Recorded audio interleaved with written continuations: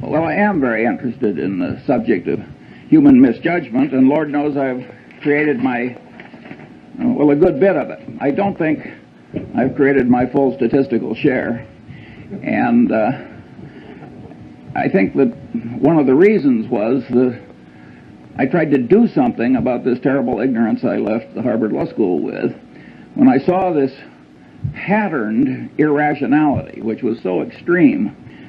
And I had no theory or anything to deal with it, but I could see that it was extreme and I could see that it was patterned. I just started to create my own system of psychology, partly by casual reading, but largely from personal experience. And I used that pattern to help me get through life.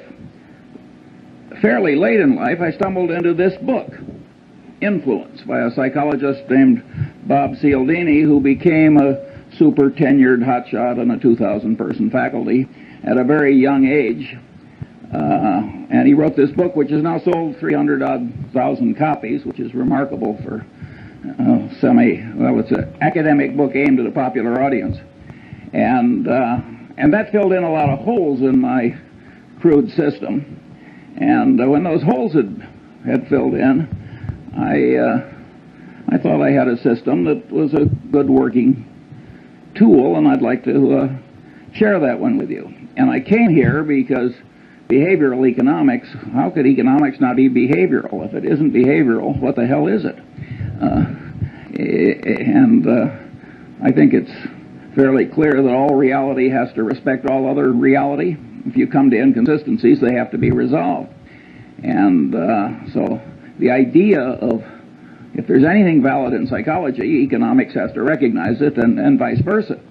So I think the people that are working on this fringe between economics and psychology are absolutely right to be there, and I think there's been plenty wrong over the years. Well, let me romp through as much of this list as I have time to get through. 24 standard causes of human misjudgment. First, under recognition of the power of what psychologists call reinforcement and economists call incentives. Well, you can say everybody knows that. Well, I think I've been in the top 5% of my age cohort all my life in understanding the power of incentives, and all my life I've underestimated it. And never a year passes but when I get some surprise that pushes my limit a little farther. So one of my favorite cases about the power of incentives is the Federal Express case, where heart and soul of the integrity of the system is that all the packages have to be shifted rapidly in one central location each night. And the system has no integrity if the whole shift can't be done fast. And Federal Express had one hell of a time getting the thing to work. And they tried moral suasion, they tried everything in the world, and finally somebody got the happy thought that they were paying the night shift by the hour, and that maybe if they paid them by the shift, the system would work better. And lo and behold, that solution worked.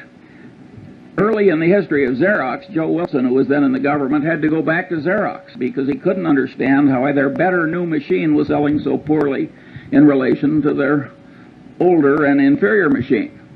Of course, when he got there, he found out that the commission arrangement with the salesman gave a tremendous incentive to the inferior machine. And here at Harvard, in the shadow of B.F. Skinner, there was a man who really was into reinforcement as a powerful thought. And, Skinner has lost his reputation in a lot of places.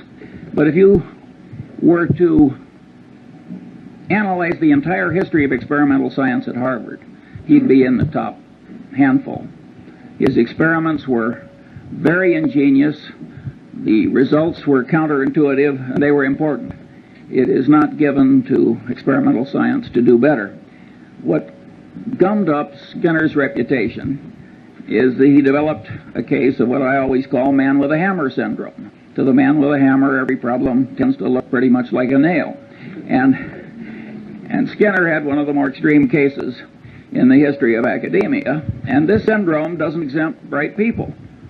It's just a man with a hammer. And Skinner is extreme example of that. And later, as I go down my list, let's go back and try and figure out why people like Skinner get man with a hammer syndrome. Incidentally, when I was at the Harvard Law School, there was a professor, naturally at Yale, who was derisively discussed at Harvard, and they used to say, "Poor old Blanchard, he thinks declaratory judgments will cure cancer." And that's the way Skinner got. And not only that, he was literary. And he scorned opponents who had any different way of thinking or thought anything else was important. This is not a way to make a lasting reputation if the other people turn out to also be doing something important. My second factor is simple psychological denial. This first really hit me between the eyes when a friend of our family had a super athlete, super student son who flew off a carrier in the North Atlantic and never came back. And his mother, who was a very sane woman, just never believed he was dead.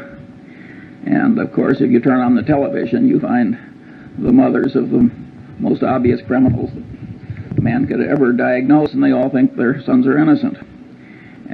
Simple psychological denial. The reality is too painful to bear, so you just distort it until it's bearable. We all do that to some extent, and it's a common psychological misjudgment that causes terrible problems. Third, incentive-caused bias, both in one's own mind and that of one's trusted advisor, where it creates what economists call agency costs. Here, my early experience was a doctor who sent bushel baskets full of normal gallbladders down to the pathology lab in a leading hospital in Lincoln, Nebraska. And with that quality control for which community hospitals are famous, about 5 years after he should have been removed from the staff, he was. And one of the old doctors who participated in the removal was also a family friend. And I asked him, I said, tell me, did he think here's a way for me to exercise my talents? This guy was very skilled, technically, and make a high living by doing a few maimings and murders every year, along with some frauds? He said, hell no, Charlie. He thought that the gallbladder was the source of all medical evil, and that if you really loved your patients, you couldn't get that organ out rapidly enough. Now, that's an extreme case, but in lesser strength, it's present in every profession and in every human being, and it causes perfectly terrible behavior. If you take sales presentations of brokers of commercial real estate and businesses, I'm 70 years old. I've never seen one I thought was even within hailing distance of objective truth. And if you want to talk about the power of incentives and the power to rationalize terrible behavior, after the Defense Department had enough experience with cost-plus percentage of cost contracts, the reaction of our republic was to make it a crime for the federal government to write one. And not only a crime, but a felony. And by the way, the government's right. But a lot of the way the world is run, including most law firms and a lot of other places, they've still got a cost-plus percentage of cost system.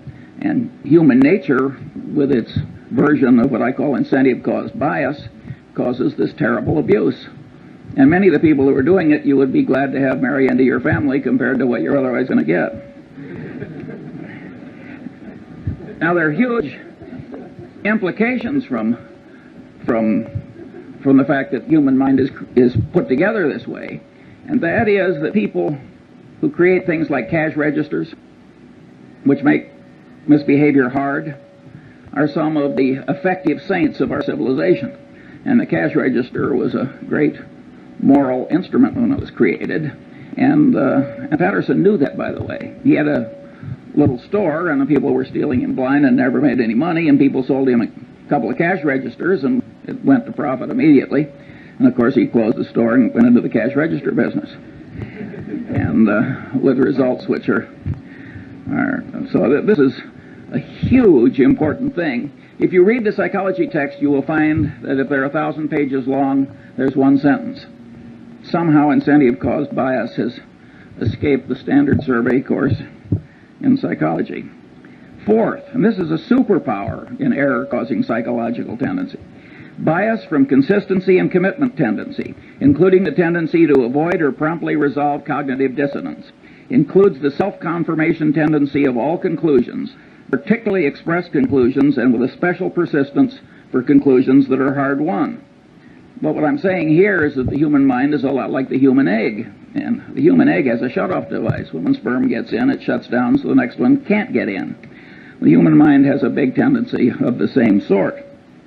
And here again, it doesn't just catch ordinary mortals, it catches the deans of physics. According to Max Planck, the really innovative, important new physics was never really accepted by the old guard. Instead, a new guard came along that was less brain-blocked by its previous conclusions. And if Max Planck's crowd had this consistency and commitment tendency that kept their old conclusions intact in spite of disconfirming evidence, you can imagine what the crowd that you and I are part of behaves like. And of course, if you make a public disclosure of your conclusion, you're pounding it in to your own head. Many of these students that are screaming at us, they aren't convincing us, but they're forming mental chains for themselves, because what they're shouting out, they're pounding in.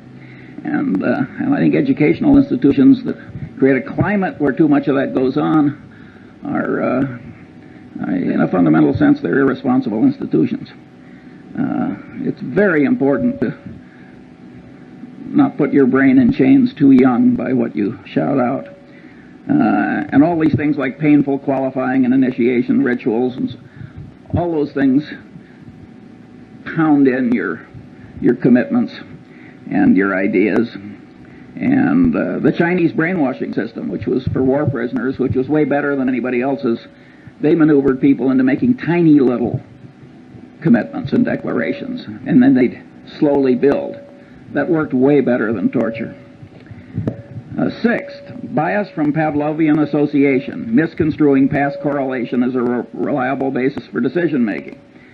I never took a course in psychology or economics either, for that matter, but I did learn about Pavlov in high school biology, and the way they taught it, so the dog salivated when the bell rang. So what? Nobody made the least effort to tie that to the wide world. Well, the truth of the matter is that Pavlovian association is an enormously powerful psychological force in the daily life of all of us. And indeed, in economics, we wouldn't have money without the role of so-called secondary reinforcement, which is a pure psychological phenomenon demonstrated in the laboratory. Practically, I'd say 3/4 of advertising works on pure Pavlov. I mean, think how pure association works. Take Coca-Cola Company, where we're the biggest shareholder.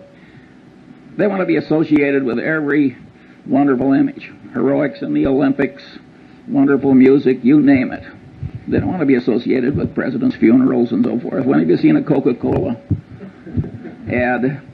And the association really works. And all these psychological tendencies work largely or entirely on a subconscious level, which makes them very insidious. Then you've got Persian messenger syndrome. The Persians really did kill the messenger who brought the bad news. You think that is dead? I mean, you should have seen Bill Paley in his last 20 years. He didn't hear one damn thing he didn't want to hear. People knew that it was bad for the messenger to bring Bill Paley things he didn't want to hear. Well, that means that the leader gets in a cocoon of unreality. And it's a great big enterprise, and boy, did he make some dumb decisions in the last 20 years. And no, Persian messenger syndrome is alive and well. When I saw some years ago Arco and Exxon arguing over a few hundred millions of ambiguity in their North Slope treaties before a Superior Court judge in Texas with armies of lawyers and experts on each side, now, this is a Mad Hatter's Tea Party. Two engineering-style companies can't resolve some ambiguity without spending tens of millions of dollars in some Texas Superior Court. In my opinion, what happens is that nobody wants to bring the bad news to the executives up the line.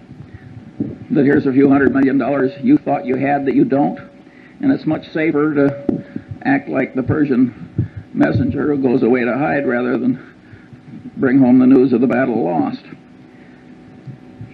talking about economics, you get a very interesting phenomenon that I've seen over and over again in a long life. You've got two products. Suppose they're complex technical product. Now you think under the laws of economics that if product A costs X, if product Y costs X minus something, it will sell better than if it sells at X plus something. But that's not so. In many cases, when you raise the price of the alternative product, it'll get a larger market share than it would when you make it lower than your competitor's product. That's because the bell, a Pavlovian bell, ordinarily there's a correlation between price and value. You have an information inefficiency. And so when you raise the price, the sales go up relative to your competitor. That happens again and again and again. It's a pure Pavlovian phenomenon, and you can say, well, the economists have figured this sort of thing out when they started talking about information inefficiencies. But that was fairly late in economics that they found such an obvious thing. And of course, most of them don't ask what causes the information inefficiencies. Well, one of the things that causes it is pure old Pavlov and his dog. Now you've got bias from Skinnerian association, operant conditioning, where you give the dog a reward and pound in the behavior that preceded the dog's getting the award. And of course, Skinner was able to create superstitious pigeons by having rewards come, by accident with certain occurrences. And of course, we all know people who are the human equivalents of superstitious pigeons. That's a very powerful phenomenon. And of course, operant conditioning really works. The people in the center who think that operant conditioning is important are very much right. It's just that Skinner overdid it a little. Where you see in business just perfectly horrible results from psychologically rooted tendencies is in accounting. If you take Westinghouse, which blew $2 or $3 billion pre-tax at least, loaning developers to build hotels and virtually 100% loans. Now you say any idiot knows that there's one thing you don't like, it's a developer, and another you don't like, it's a hotel. And to make 100% loan to a developer who's going to build a hotel. But this guy, he probably was an engineer or something, and he didn't take psychology any more than I did, and he got out there in the hands of these slick salesmen operating under their version of incentive cost bias, where any damn way of getting Westinghouse to do it was considered normal business, and they just blew it. That would never have been possible if the accounting system hadn't been such that for the initial phase of every transaction, it showed wonderful financial results. So people who have loose accounting standards are just inviting perfectly horrible behavior in other people, and it's a sin. It's an absolute sin. If you carried bushel baskets full of money through the ghetto and made it easy to steal, that would be a considerable human sin, because you'd be causing a lot of bad behavior, and the bad behavior would spread. Similarly, an institution that gets sloppy accounting commits a real human sin, and it's also a dumb way to do business, as Westinghouse has so wonderfully proved. Oddly enough, nobody mentions, at least nobody I've seen, what happened with Joe Jett and Kidder Peabody. The truth of the matter is the accounting system was such that by punching a few buttons, the Joe Jetts of the world could show profits, and profits that showed up in things that resulted in rewards and esteem and every other thing that human being. Well, the Joe Jetts are always with us, and they're not really to blame, in my judgment at least. But that bastard who created that foolish accounting system, who, so far as I know, has not been flayed alive, ought to be. Seventh, bias from reciprocation tendency, including the tendency of one in a role to act as other persons expect. Well, here again, Cialdini does a magnificent job at this, and you're all going to be given a copy of Cialdini's book. And if you have half as much sense as I think you do, you will immediately order copies for all of your children and several of your friends. You will never make a better investment. It is so easy to be a patsy for what he calls the compliance practitioners of this life. And but at any rate, reciprocation tendency is a very, very powerful phenomenon, and Cialdini demonstrated this by running around a campus, and he asked people to take juvenile delinquents to the zoo. And it was a campus, and so 1 in 6 actually agreed to do it. And after he'd accumulated the statistical output, he went around on the same campus, and he asked other people, he said, gee, would you devote 2 afternoons a week to taking juvenile delinquents somewhere and suffering greatly yourself to help them? And there he got 100% of the people to say no. But after he made the first request, he backed off a little. He said, well, would you at least take them to the zoo 1 afternoon? He raised the compliance rate from 1/3 to 1/2. He got 3 times the success by just going through the little ask for a lot and back off.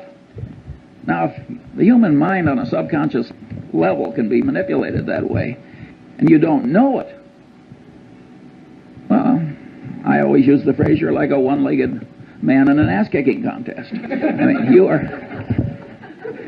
You are really giving a lot of quarter to the external world that you can't afford to give. And on this so-called role theory, where you tend to act in the way that other people expect, that's reciprocation, if you think about the way society is organized. And a guy named Zimbardo had people at Stanford divide into 2 pieces. One were the guards and the other were the prisoners. And they started acting out roles as people expected. He had to stop the experiment after about 5 days. He was getting into human misery and breakdown and pathological behavior. I mean, it was awesome. However, Zimbardo was greatly misinterpreted. It's not just reciprocation tendency and role theory that caused that. It's consistency and commitment tendency. Each person, as he acted as a guard or a prisoner, the action itself was pounding in the idea. Wherever you turn, this consistency and commitment tendency is affecting you. In other words, what you think may change what you do, but perhaps even more important, what you do will change what you think. And you can say, everybody knows that. I want to tell you, I didn't know it well enough early enough. 8. Now this is a lollapalooza, and Henry Kaufman wisely talked about this. Bias from over-influence by social proof, that is, the conclusions of others, particularly under conditions of natural uncertainty and stress. And here, one of the cases the psychologist used is Kitty Genovese, where all these people, I don't know, 50, 60, 70 of them just sort of sat and did nothing while she was slowly murdered. Now, one of the explanations is everybody looked at everybody else and nobody else was doing anything, and so there's automatic social proof that the right thing to do is nothing. That's not a good enough explanation for Kitty Genovese, in my judgment. That's only part of it. There are microeconomic ideas in gain-loss ratios and so forth that also come into play. I think time and time again in reality, psychological notions and economic notions interplay. And the man who doesn't understand both is a damn fool. Big shot businessmen get into these waves of social proof. Do you remember some years ago when one oil company bought a fertilizer company? And every other major oil company practically ran out and bought a fertilizer company. And there was no more damn reason for all these oil companies to buy fertilizer companies. But they didn't know exactly what to do, and if Exxon was doing it, it was good enough for Mobil or vice versa. And of course, I think they're all gone now. It was a total disaster. Now let's talk about efficient market theory, a wonderful economic doctrine that had a long vogue in spite of the experience of Berkshire Hathaway. In fact, one of the economists who won, he shared a Nobel Prize. And as he looked at Berkshire Hathaway year after year, which people would throw in his face as saying maybe the market isn't quite as efficient as you think, he said, well, it's a 2 sigma event. And then he said we were a 3 sigma event. And then he said we were a 4 sigma event. And he finally got up to 6 sigmas. Better to add a sigma than change a theory just because the evidence comes in differently. And of course, when this share of a Nobel Prize went into money management himself, he sank like a stone. If you think about the doctrines I've talked about, namely, 1, the power of reinforcement. After all, you do something and the market goes up and you get paid and rewarded and applauded and what have you. You're getting a lot of reinforcement if you make a bet in a market and the market goes with you. Also, there's social proof. I mean, the prices in the market are the ultimate form of social proof, reflecting what other people think.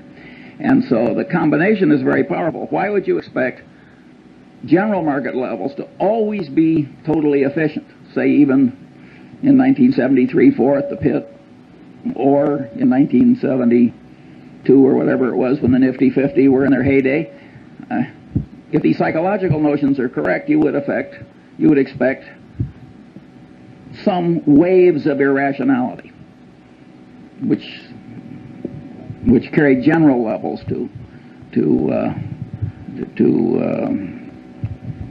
so they're inconsistent with reason.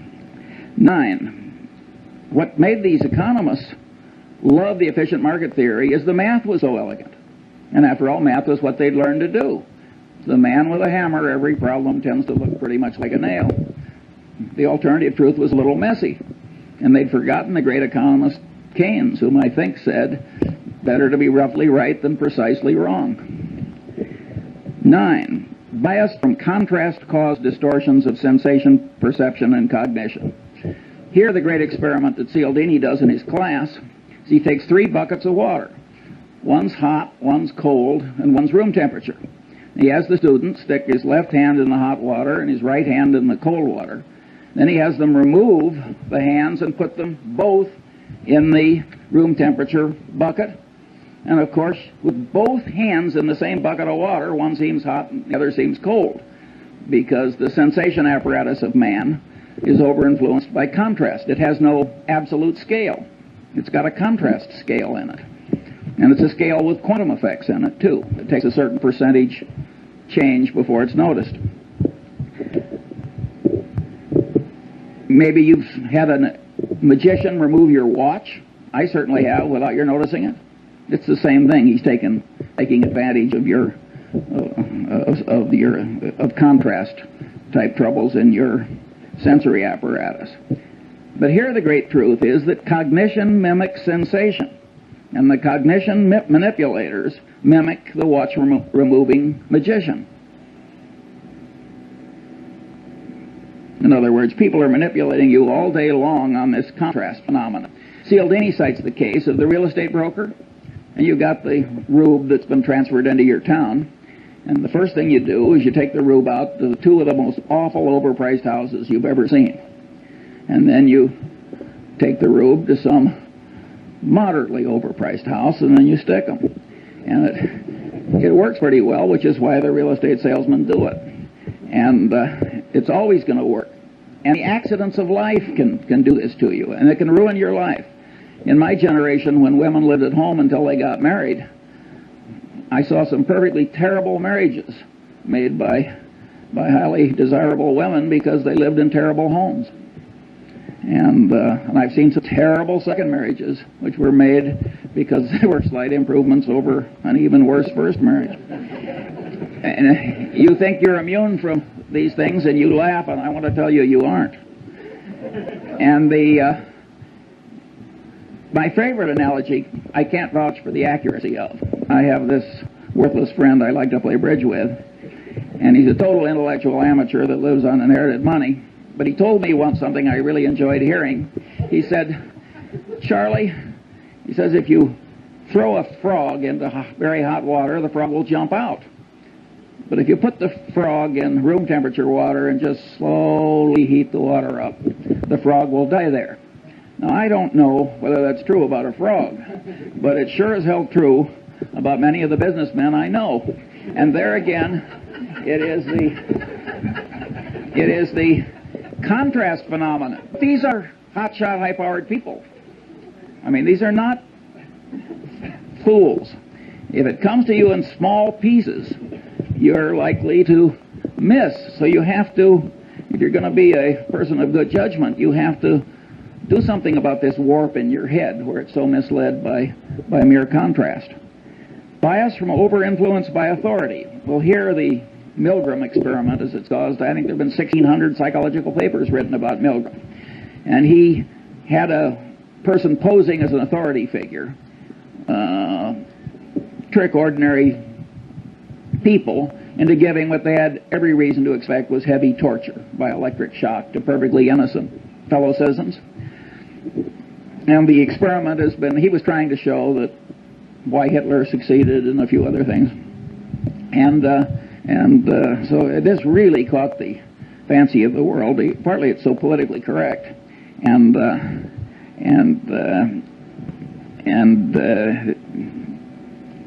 over-influenced by authority has another you'll like this one. You got a pilot and a co-pilot. The pilot is the authority figure. They don't do this in airplanes, but they've done it in simulators. They have the pilot do something where the co-pilot, who's been trained in simulators a long time, he knows he's not to allow the plane to crash. They have the pilot to do something where an idiot co-pilot would know the plane was going to crash, but the pilot's doing it and the co-pilot is sitting there and the pilot is the authority figure. 25% of the time the plane crashes. I mean, this is a very powerful psychological tendency. It's not quite as powerful as some people think, and I'll get to that later. 11. Bias from deprival superreaction syndrome, including bias caused by present or threatened scarcity, including threatened removal of something almost possessed but never possessed.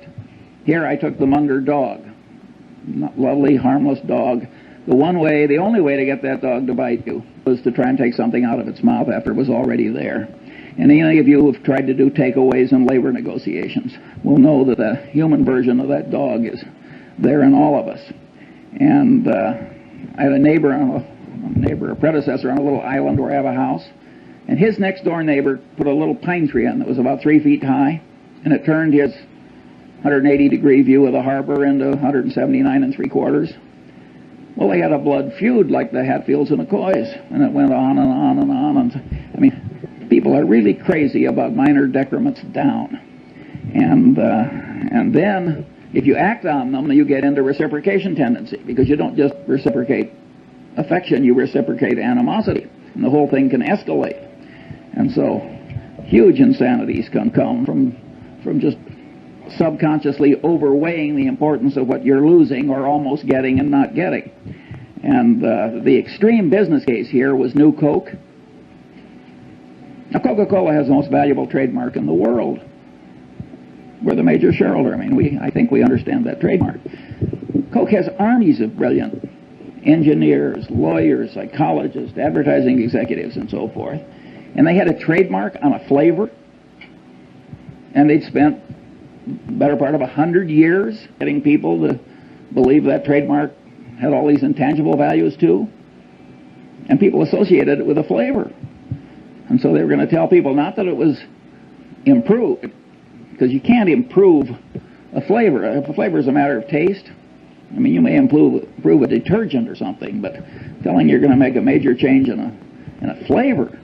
I mean, so they got this huge deprival superreaction syndrome. Pepsi was within weeks of coming out with old Coke in a Pepsi bottle, which would have been the biggest fiasco in modern times. Perfect insanity. And by the way, both Goizueta and Keogh are just wonderful about it. I mean, they just joke. I mean, they don't. Keogh always says, I must have been away on vacation. He participated in every single... He's a wonderful guy. And by the way, Goizueta is a wonderful, smart guy, an engineer. Smart people make these terrible boners. How can you not understand deprival superreaction syndrome? But people do not react symmetrically to loss and gain. Now, maybe a great bridge player like Zeckhauser does, but that's a trained response. Ordinary people, subconsciously affected by their inborn tendencies. Bias from envy, jealousy. Well, envy, jealousy made what, 2 out of the 10 commandments? Those of you who have raised siblings, you know about or tried to run a law firm or investment bank or even a faculty. I've heard Warren say 6 times, it's not greed that drives the world, but envy. Here again, you go through the psychology survey courses, And you go to the index, envy, jealousy, 1,000-page book. It's blank.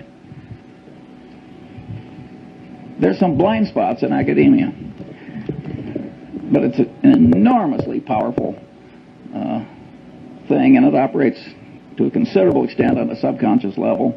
And anybody who doesn't understand it is taking on defects he shouldn't have. Bias from chemical dependency. Well, we don't have to talk about that. We've all seen so much of it, but it's interesting how it always causes moral breakdown if there's any need, and it always involves massive denial. So it aggravates what we talked about earlier in the aviator case, the tendency to distort reality so that it's endurable. Bias from misgambling compulsion. Well, here Skinner made the only explanation you'll find in the standard psychology survey course.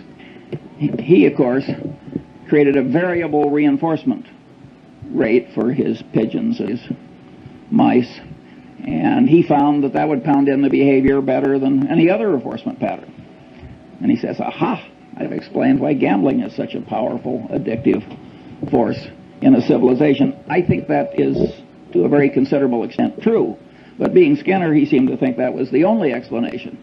But the truth of the matter is that the devisers of these modern machines and techniques know a lot of things that Skinner didn't know. For instance, a lottery.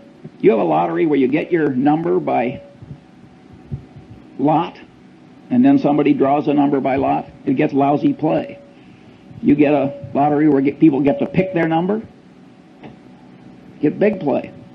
Again, it's this consistency and commitment thing. People think that if they have committed to it, it has to be good. And the minute they've picked it themselves, it gets an extra validity. After all, they thought it and they acted on it. And then if you take slot machines, you get bar, lemon. That happens again and again and again. You get all these near misses. Well, that's deprival superreaction syndrome. And boy, do the people who create the machines understand human psychology. And if you got, for the high IQ crowd, they've got poker machines where you make choices. So you can play blackjack, so to speak, with the machine. It's wonderful what we've done with our computers to ruin a civilization. And but anyway, misgambling compulsion is a very, very powerful and important thing. Look at what's happening to our country. Every Indian reservation, every river town, and look at the people who are ruined by it with the aid of their stockbrokers and others. And again, if you look in the standard textbook of psychology, you'll find practically nothing on it except maybe one sentence talking about Skinner's rats. That is not an adequate coverage of the subject. Bias from liking distortion, including the tendency to especially like oneself, one's own kind, and one's own idea structures, and the tendency to be especially susceptible to being misled by someone liked. Disliking distortion, bias from that. The reciprocal of liking distortion, and the tendency not to learn appropriately from someone disliked. Well, here again we've got hugely powerful tendencies, and if you look at the wars in part of the Harvard Law School, as we sit here, you can see that very brilliant people get into this almost pathological behavior. And these are very, very powerful, basic, subconscious psychological tendencies, or at least partly subconscious. Now let's get back to B.F. Skinner, man with a hammer syndrome revisited. Why is man with the hammer syndrome always present? Well, if you stop to think about it, it's incentive-caused bias. His professional reputation is all tied up with what he knows. He likes himself and he likes his own ideas, and he's expressed them to other people. Consistency and commitment tendency. I mean, you got 4 or 5 of these elementary psychological tendencies combining to create this man with a hammer syndrome. And once you realize that you can't really buy your thinking done, partly you can, but largely you can't in this world, you have learned a lesson that's very useful in life. George Bernard Shaw said, and had a character say in The Doctor's Dilemma, in the last analysis, every profession is a conspiracy against the laity. But he didn't have it quite right, because it isn't so much a conspiracy as it is a subconscious psychological tendency. The guy tells you what is good for him. He doesn't recognize that he's doing anything wrong any more than that doctor did when he was pulling out all those normal gallbladders. And he believes that his own idea structures will cure cancer. And he believes that the demons that he's the guardian against are the biggest demons and the most important ones. And in fact, they may be very small demons compared to the demons that you face. So you're getting your advice in this world from your paid advisor with this huge load of ghastly bias. And woe to you. There are only two ways to handle it. You can hire your advisor and then just apply a windage factor, like I used to do when I was a rifle shooter. I just adjust for so many miles an hour of wind. Or you can learn the basic elements of your advisor's trade. You don't have to learn very much, by the way, because you learn just a little, and then you can make him explain why he's right. And those two tendencies will take part of the warp out of the thinking you've tried to hire done. By and large, it works terribly. I have never seen a management consultant's report in my long life that didn't end with the following paragraph: what this situation really needs is more management consulting. Never once. I always turn to the last page. Of course, Berkshire Hathaway doesn't hire them, so I only do this on sort of a voyeuristic basis. Sometimes I'm in a non-profit where some idiot hires one.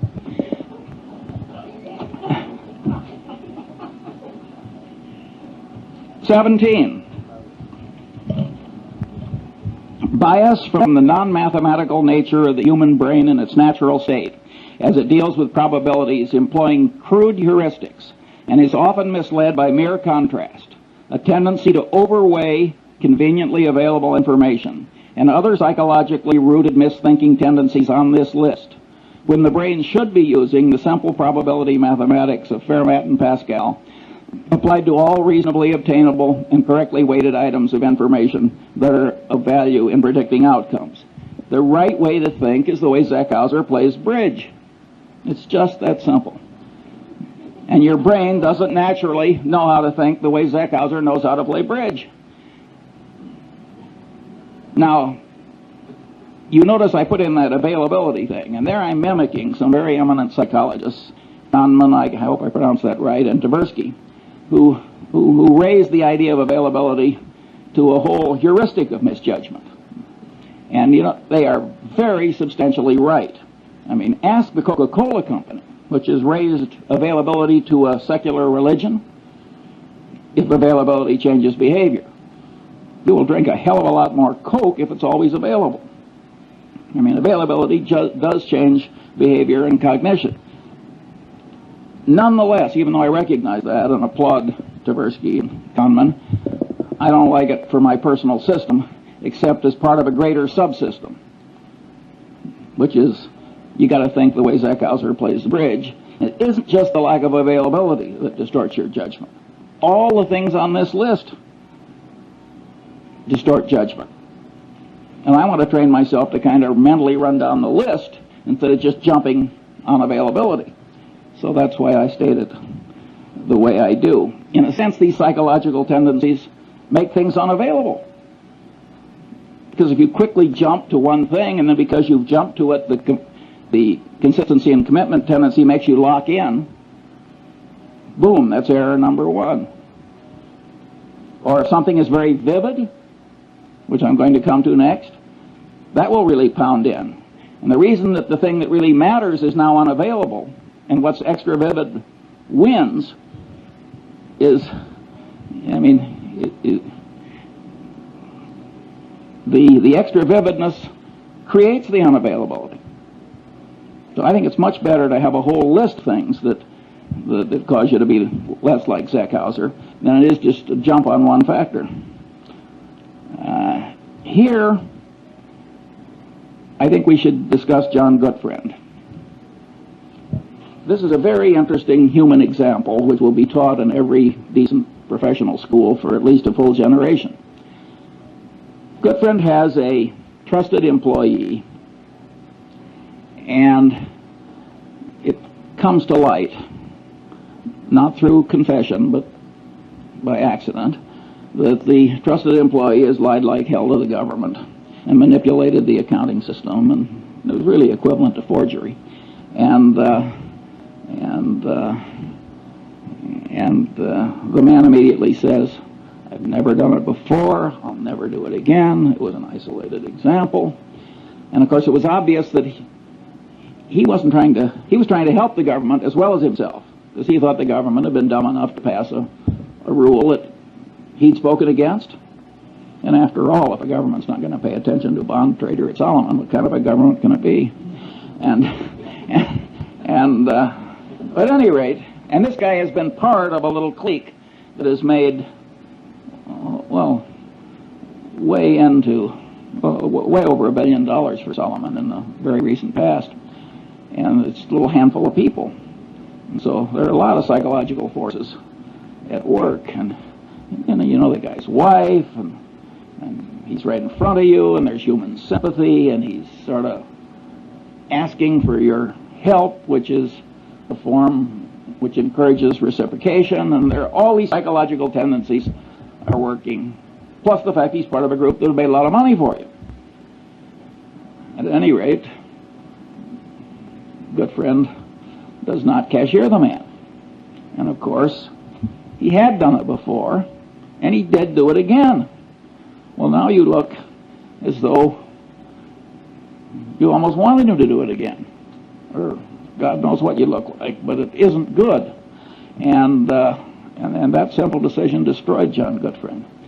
And it's so easy to do. Now let's think it through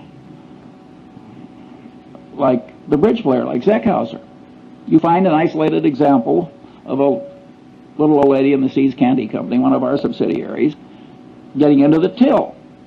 And what does she say? "I never did it before. I'll never do it again. This is going to ruin my life. Please help me."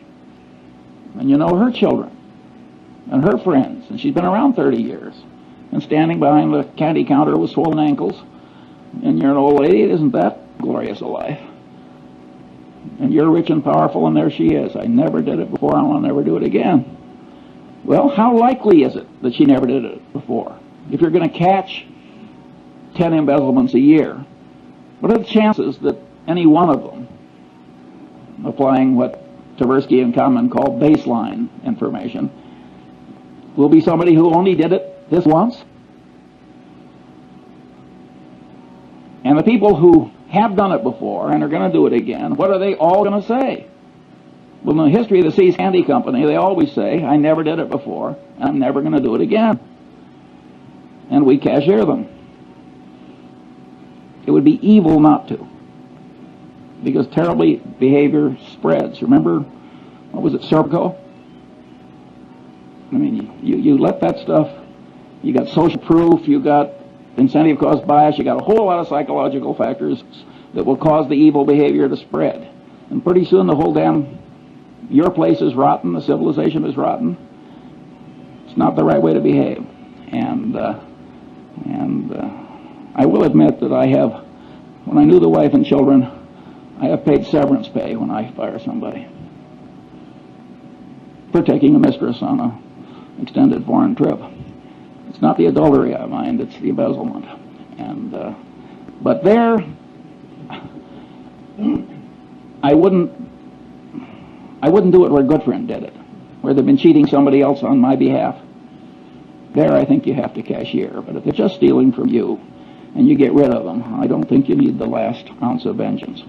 In fact, I don't think you need any vengeance. I don't think vengeance is much good. Now we come bias from over-influence by extra vivid evidence. Here's one. I'm at least $30 million poorer as I sit here giving this little talk, because I once bought 300 shares of a stock, and the guy called me back and said, "I've got 1,500 more."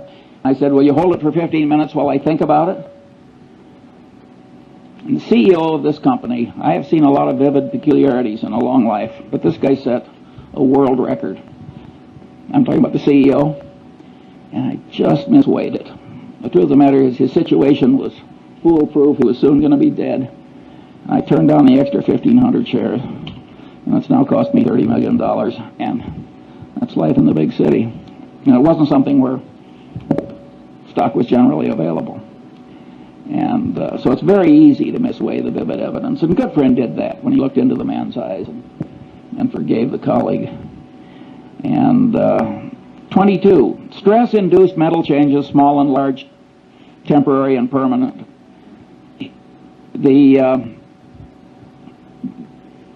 I've skipped one. Mental confusion caused by information not arrayed in the mind in theory structures, creating sound generalizations developed in response to the question why. Also misinfluence from information that apparently but not really answers the question why. Also failure to obtain deserved influence caused by not properly explaining why. Well, we all know people who flunk, and they try and memorize, and they try and spout back, and it doesn't work. The brain doesn't work that way. You've got to array facts on theory structures answering the question why. If you don't do that, you cannot handle the world.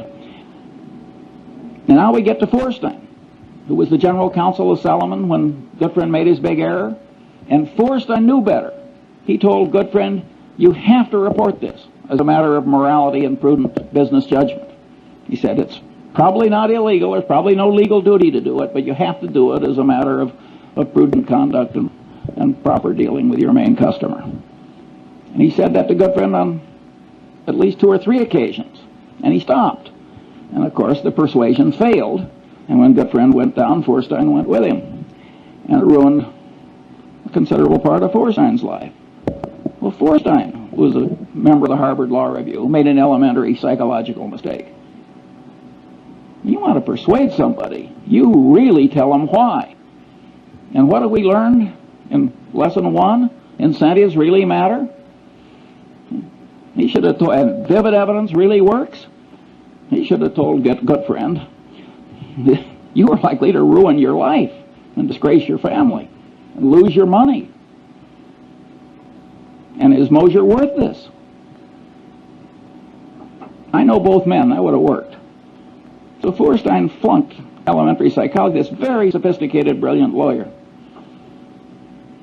But don't you do that. It's not very hard to do, just to remember that why is terribly important. Other normal limitations of sensation, memory, cognition, and knowledge, well, I don't have time for that. Stress-induced mental changes. Here my favorite example is the great Pavlov. And he had all these dogs in cages which had all been conditioned into changed behaviors. And the great Leningrad flood came and just went right up, and the dog's in a cage. And the dog had as much stress as you can imagine a dog ever having. And the water receded in time to save some of the dogs, and Pavlov noted that they'd had a total reversal of their conditioned personality. Well, being the great scientist he was, he spent the rest of his life giving nervous breakdowns to dogs. And he learned a hell of a lot that I regard as very interesting. I have never known any Freudian analyst who knew anything about the last work of Pavlov, and I've never met a lawyer who understood that what Pavlov found out with those dogs had anything to do with programming and deprogramming and cults and so forth. I mean, the amount of elementary psychological ignorance that is out there in high levels is very substantial. Then we've got other common mental illnesses and declines, temporary and permanent, including the tendency to lose ability through disuse. And then I've got mental and organizational confusion from say-something syndrome. And here my favorite thing is the bee, the honeybee. And the honeybee goes out and finds the nectar, and he comes back and he does a dance that communicates to the other bees where the nectar is, and they go out and get it. Well, some scientist who was clever, like B.F. Skinner, decided to do an experiment. He put the nectar straight up, way up. Well, in a natural setting, there is no nectar way the hell straight up. And the poor honeybee doesn't have a genetic program that is adequate to handle what he now has to communicate. And you'd think the honeybee would come back to the hive and slink into a corner. But he doesn't. He comes into the hive and does this incoherent dance. And all my life I've been dealing with the human equivalent of that honeybee. And And it's a very important part of human organization to set things up so the noise and the reciprocation and so forth of all these people who have what I call say-something syndrome don't really affect the decisions. Now, the time has come to ask 2 or 3 questions. This is the most important question in this whole talk. What happens when these standard psychological tendencies combine? What happens when the situation or the artful manipulation of man causes several of these tendencies to operate on a person toward the same end at the same time? The clear answer is the combination greatly increases power to change behavior compared to the power of merely one tendency acting alone. Examples are Tupperware parties. Tupperware has now made billions of dollars out of a few manipulative psychological tricks.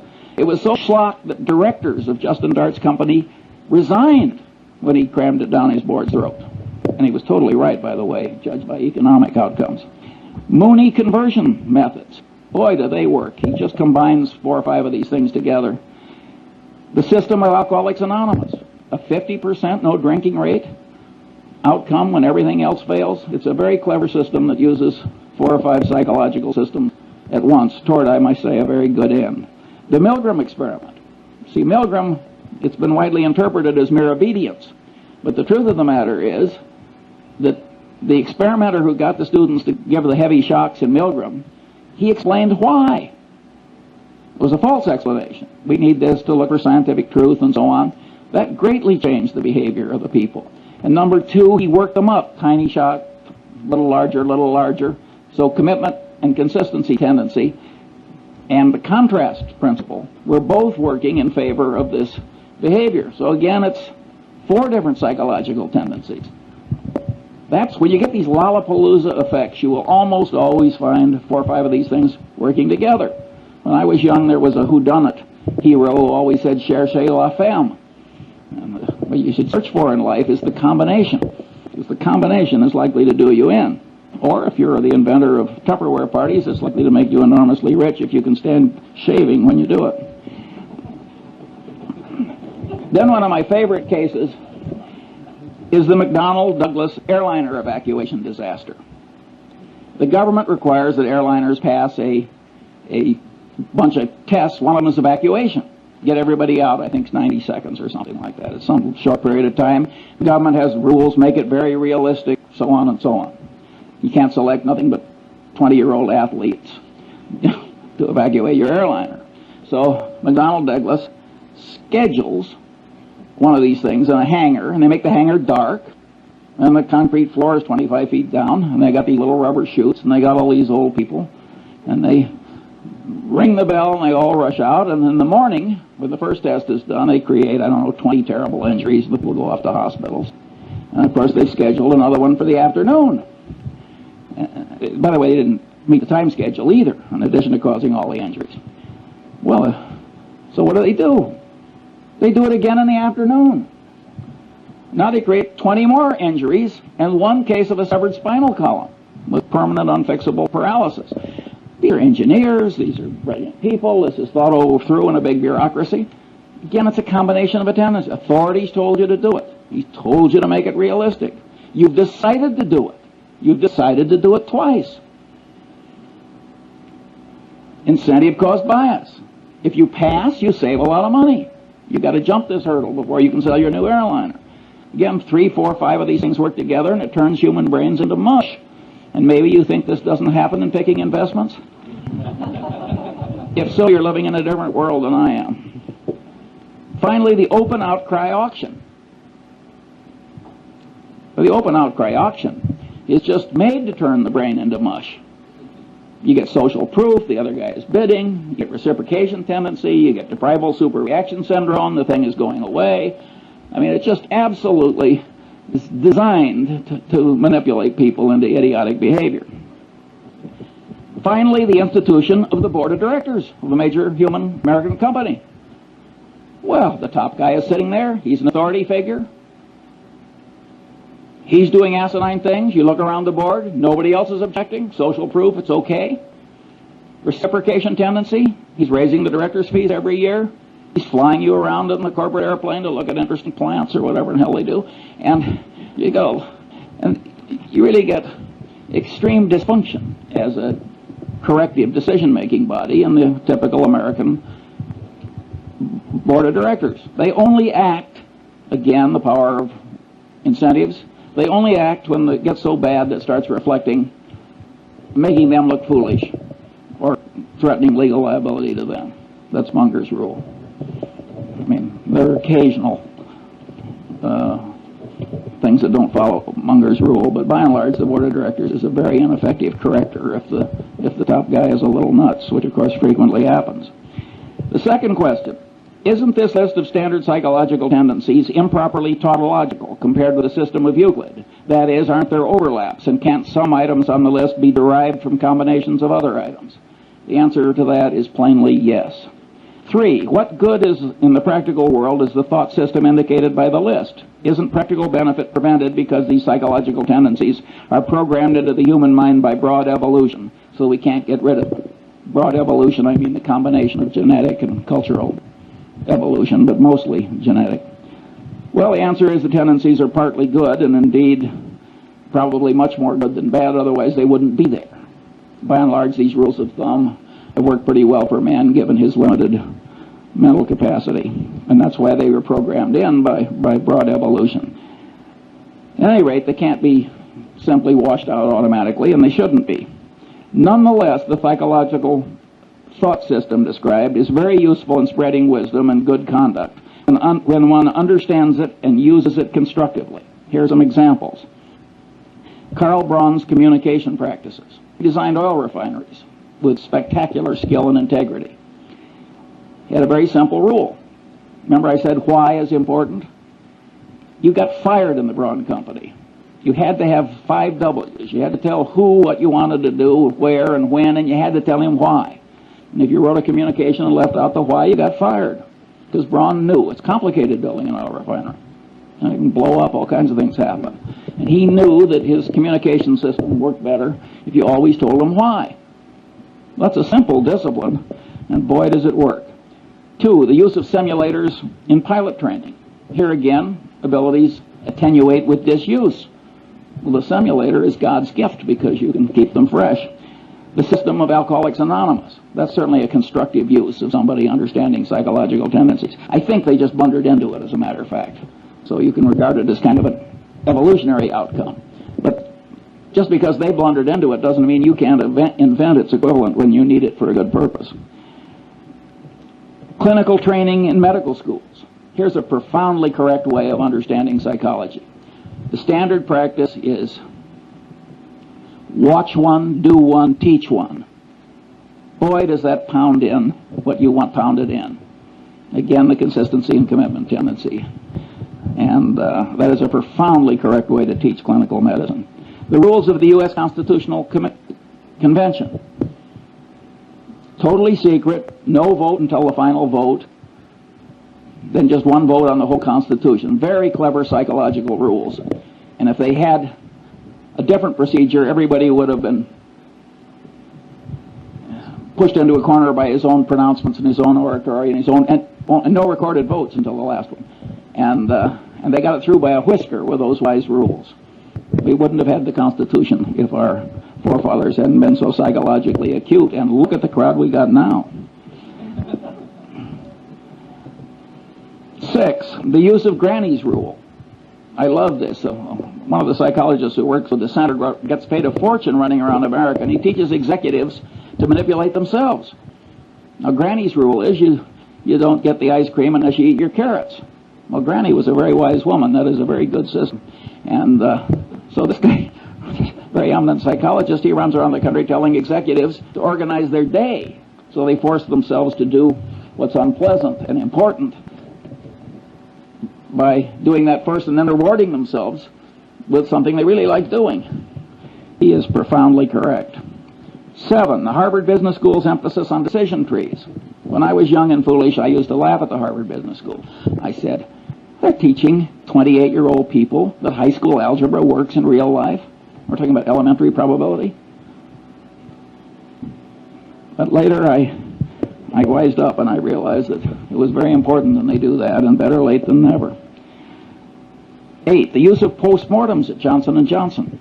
At most corporations, if you make an acquisition and it works out to be a disaster, all the paperwork and presentations that caused the dumb acquisition to be made are quickly forgotten. You got denial, you got everything in the world. You got Pavlovian association tendency. Nobody wants to even be associated with the damn thing or even mention it. Johnson & Johnson, they make everybody revisit their old acquisitions and wade through the presentations. That is a very smart thing to do. And by the way, I do the same thing routinely. 9, the great example of Charles Darwin is he avoided confirmation bias. Darwin probably changed my life because I'm a biography nut. And when I found out the way he always paid extra attention to the disconfirming evidence and all these little psychological tricks, I also found out that he wasn't very smart by the standards, the ordinary standards of human acuity. Yet there he is, buried in Westminster Abbey. That's not where I'm going, I'll tell you. And I said, my God, here's a guy that, by all objective evidence, is not nearly as smart as I am, and he's in Westminster Abbey. He must have tricks I should learn. And I started wearing little hair shirts like Darwin to try and train myself out of these subconscious psychological tendencies that cause so many errors. It didn't work perfectly, as you can tell from listening to this talk, but it would have been even worse if I hadn't done what I did. And you can know these psychological tendencies and avoid being the patsy of all the people that are trying to manipulate you to your disadvantage, like Sam Walton. Sam Walton will let a purchasing agent take a handkerchief from a salesman.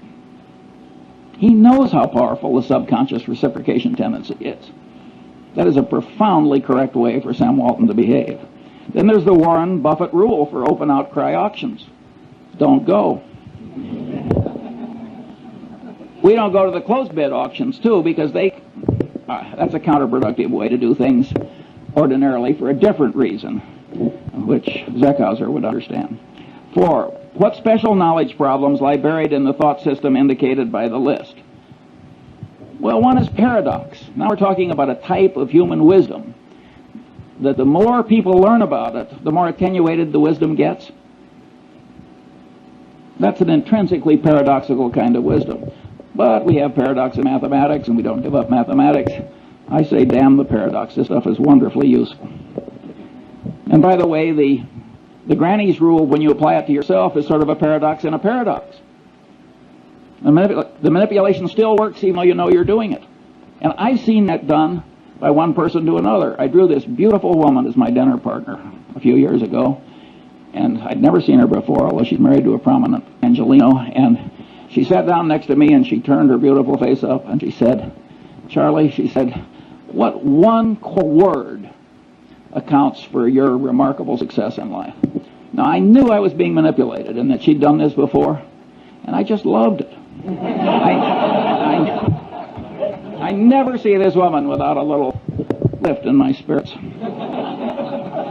And by the way, I told her I was rational.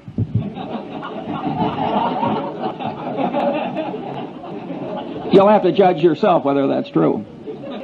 I may be demonstrating some psychological tendency I hadn't planned on demonstrating. How should the best parts of psychology and economics interrelate in an enlightened economist's mind? 2 views. That's the thermodynamics model.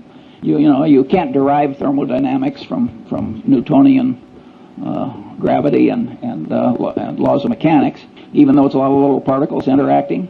And here's this wonderful truth that you can sort of develop on your own, which is thermodynamics. And some economists, and I think Milton Friedman is in this group, but I may be wrong on that, sort of like the thermodynamics model. I think Milton Friedman, who has a Nobel Prize, is probably a little wrong on that. I think the thermodynamics analogy is overstrained. I think knowledge from these different soft sciences have to be reconciled to eliminate conflict. After all, there's nothing in thermodynamics that's inconsistent with Newtonian mechanics and gravity.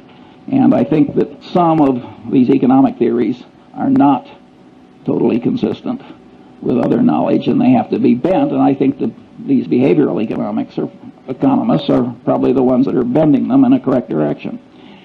Now, my prediction is, when the economists take a little psychology into account, that the reconciliation will be quite endurable. And here my model is the precession of the equinoxes. The world would be simpler for a long-term climatologist if the angle of the axis of the Earth's rotation compared to the plane of the ecliptic were absolutely fixed.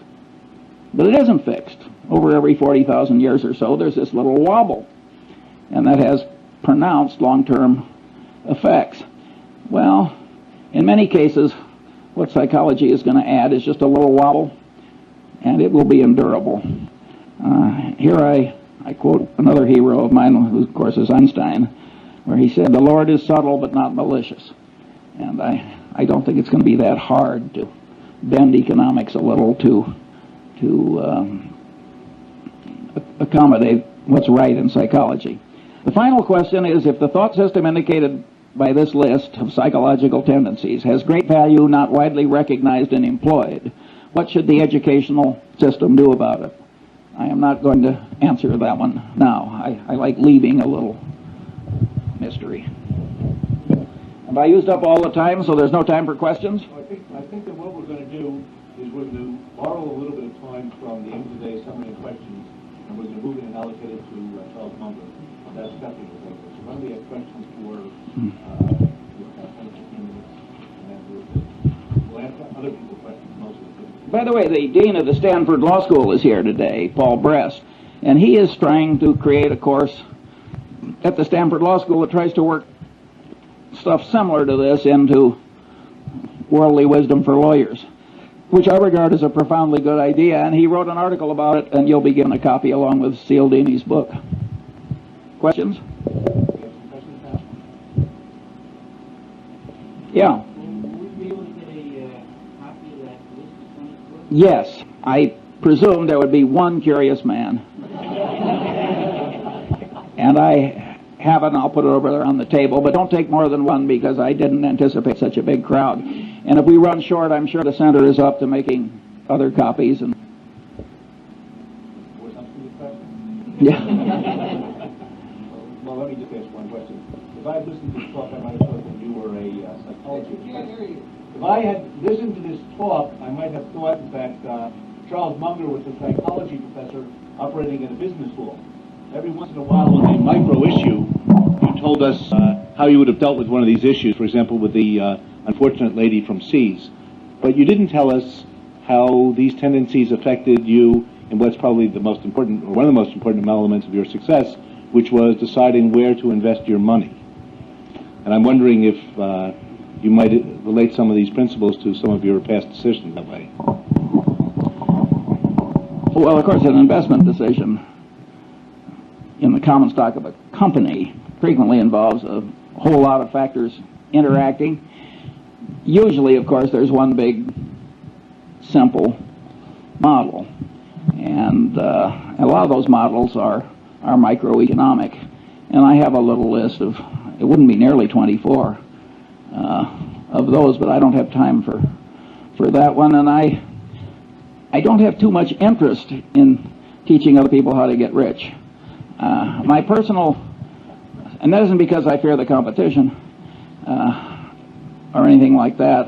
Warren has always been very open about what he's learned, and I share that ethos. My personal behavior model is Lord Keynes. I wanted to get rich so I could be independent, and so I could do other things like give talks on the intersection of psychology and economics. I didn't want to turn it into a total obsession. Yeah. Out of those 24, could you tell us the one rule that is most important? I would say the one thing that causes the most trouble is when you combine a bunch of these together, you get this Lollapalooza effect. And if you read the psychology textbooks, they don't discuss how these things combine, at least not very much. Do they multiply? Do they add? How does it work? I think it would be just an automatic subject for research, but it doesn't seem to turn the psychology establishment on. I think this is a man for Mars approach to psychology. I just reached in and took what I thought I had to have. That is a different set of incentives from rising in an economic establishment where the reward system, again, the reinforcement, comes from being a truffle hound. That's what Jacob Viner, the great economist, called it, the truffle hound. An animal so bred and trained for one narrow purpose that he wasn't much good at anything else. And that is the reward system in a lot of academic departments. It is not necessarily for the good. It may be fine if you want new drugs or something. You want people stunted in a lot of different directions so they can grow in one narrow direction. But I don't think it's good teaching psychology to the masses. In fact, I think it's terrible.